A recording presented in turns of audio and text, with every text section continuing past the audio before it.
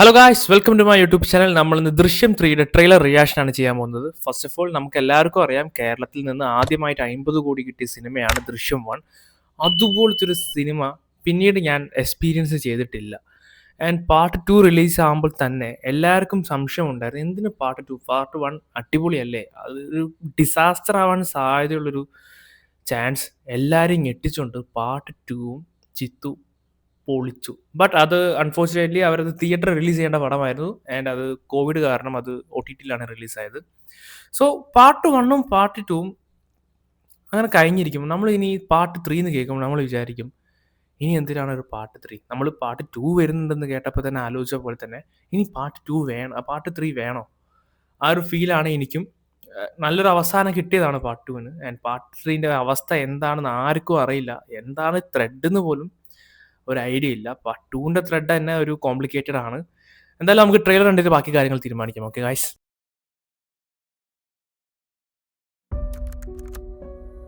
ഞാൻ വെറും ഒരു സാധാരണക്കാരനാണ്.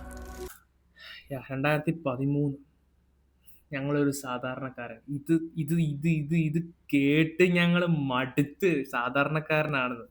എനിക്ക് സാധാരണ എന്ന് കേൾക്കുമ്പോൾ ഫസ്റ്റ് തന്നെ പൃഥ്വിരാജിന് ഓർമ്മ വരിക നമ്മുടെ ലൂസിഫർ സിനിമ. എന്റെ ഭാര്യയും മക്കളും അടങ്ങുന്ന ഒരു കൊച്ചു ലോകം. ആ സ്വകാര്യതയിലേക്ക് ക്ഷണിക്കപ്പെടാതെ ഒരു അതിഥി വന്നു. പ്രൊഡക്ഷൻ ടീംസ് എല്ലാം മാറി, പെൻ സ്റ്റുഡിയോസ് ഒക്കെ ആയോ? ഞങ്ങളുടെ കുടുംബം ശിഥിലമാക്കാൻ കെൽപ്പുള്ള ഒരു അതിഥി ഇനി ഒരിക്കലും തിരിച്ചു വരില്ല എന്ന ഉറപ്പോടെ എന്നേക്കുമായി ആ അതിഥിയെ ഞങ്ങൾ മടക്കി അയച്ചു. ഓക്കെ, ഇത് ഈ ടീസർ എന്ന് പറഞ്ഞിട്ട് നമുക്ക് റിവൈൻഡ് കാണിച്ചു തരികയാണോ? പാർട്ട് 1 എങ്ങനെയാണ്, പാർട്ട് 2 എന്താണെന്ന്? ഇപ്പോൾ 2021 part 2 റിലീസാവുന്നു. It's like a case that is closed, but will never close. സത്യത്തിൽ നമ്മൾ അയാളെ അല്ല നിരീക്ഷിച്ചുകൊണ്ടിരുന്നത്, അയാൾ നമ്മളെയാണ്. 2026, യെസ്, നമ്മുടെ കഥ.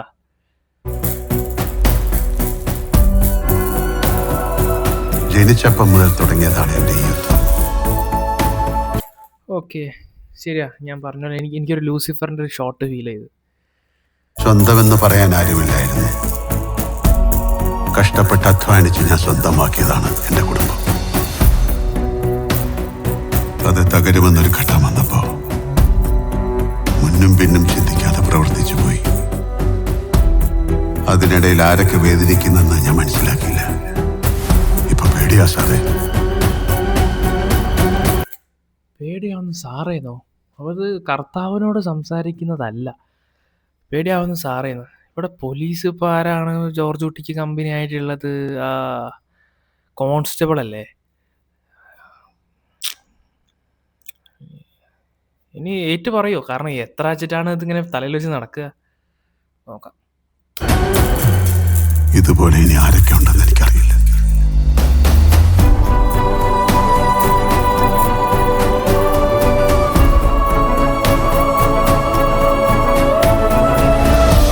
ലീനയ്ക്കൊന്നും വയസ്സാവുന്നില്ല.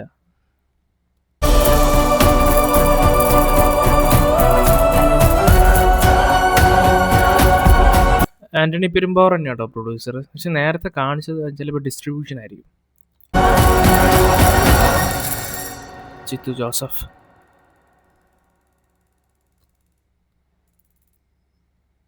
മാൻ, ഈ ട്രെയിലറിൽ ഒന്നുമില്ല. ചുരുക്കം പറഞ്ഞാൽ നമുക്കൊന്നും കാണിച്ചു തന്നിട്ടില്ല.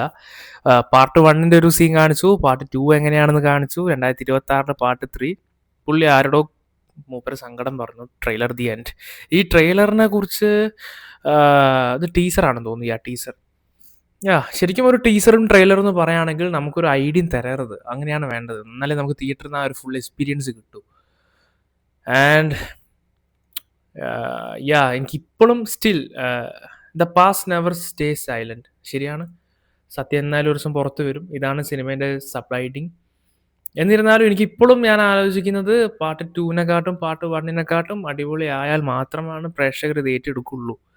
അല്ലെങ്കിൽ ഇതൊരു ഡിസാസ്റ്റർ ആവാൻ സാധ്യതയുള്ളൊരു പടമാണ്. കാരണം എത്ര വെച്ചിട്ട് ഈ വരേണ്ട കഥ നമ്മളിങ്ങനെ കേട്ടിരിക്കുക.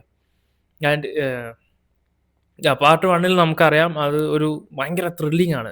എങ്ങനെ ഇവരിത് ഹൈഡ് ചെയ്യും, എങ്ങനെ ഇവരിത് രക്ഷപ്പെടും, അതുകൊണ്ടാണ് പാർട്ട് 1 നമുക്ക് ഭയങ്കര ഇഷ്ടപ്പെട്ടത്. പാർട്ട് 2 ആണെങ്കിൽ ഇതുപോലെ തന്നെ സെയിം പാറ്റേൺ ഈവൻ ദോ ഒരു ഡിഫറെന്റ് മെത്തേഡിൽ. ആൻഡ് ഇനി പാർട്ട് 3 ഈ സെയിം പാറ്റേൺ ആണ് ഇവർ ചൂസ് ചെയ്യുന്നതെങ്കിൽ I don't know how it will come. So trailer കണ്ടിട്ട് എനിക്കൊരു ആവറേജ് ഫീൽ ആയത്. ട്രെയിലർ അല്ല, ടീസർ. ഓക്കെ, എന്തായാലും നമുക്ക് ഈ ട്രെയിലർ റിലീസാവും. മെയ് 21 റിലീസ് ആവുന്നത് പടം. അതിന് മുമ്പ് ട്രെയിലർ ഇറങ്ങുകയാണെങ്കിൽ നമുക്ക് അത് കാണാം, അല്ലെങ്കിൽ നമുക്ക് സിനിമ കണ്ടിട്ട് ബാക്കി കാര്യങ്ങൾ തീരുമാനിക്കാം. എന്തായാലും നിങ്ങൾക്ക് എൻ്റെ ചാനൽ ഇഷ്ടപ്പെട്ടിട്ടുണ്ടെങ്കിൽ please to like and subscribe. And അടുത്ത വീഡിയോ കാണുന്നതിന് എല്ലാവർക്കും ബൈ.